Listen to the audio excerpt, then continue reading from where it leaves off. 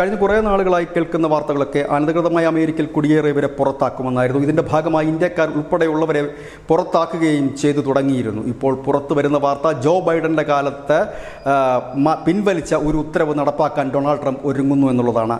അതായത് പാകിസ്ഥാനും അഫ്ഗാനിസ്ഥാനും ഉൾപ്പെടെ 7 മുസ്ലിം രാജ്യങ്ങൾക്ക് അല്ലെങ്കിൽ ഇസ്ലാമിക രാജ്യങ്ങൾക്ക് വിലക്ക് ഏർപ്പെടുത്തുക എന്ന് പറഞ്ഞാൽ രാജ്യത്തെ പൗരന്മാർക്ക് വിലക്ക് ഏർപ്പെടുത്തുക. അവർക്ക് അമേരിക്കയിലേക്ക് വരാൻ കഴിയില്ല എന്നൊരു ഉത്തരവുണ്ടായിരുന്നു. ബൈഡൻ്റെ ഭരണകാലത്ത് അത് പിൻവലിച്ചിരുന്നു. അത് നടപ്പാക്കാനാണ് ട്രംപ് ഒരുങ്ങുന്നത്.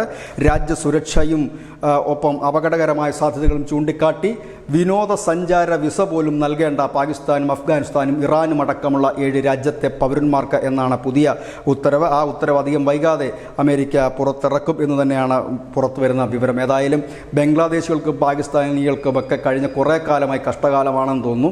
GCC രാജ്യങ്ങൾ ഉൾപ്പെടെ ഈ ബംഗ്ലാദേശികൾക്കും പാകിസ്ഥാൻ പൗരന്മാർക്കുമൊക്കെ അനവധി വട്ടം മുന്നറിയിപ്പ് നൽകിയിരുന്നു. കാരണം ഇവരൊക്കെ അവിടെ ചെന്ന് കഴിഞ്ഞ് പലവിധ ക്രിമിനൽ പരിപാടികളിലും ഏർപ്പെടുന്നു. ജയിലുകളിലൊക്കെ ഏറ്റവും കൂടുതലുള്ള പാകിസ്ഥാനികളും ബംഗ്ലാദേശികളുമാണ്.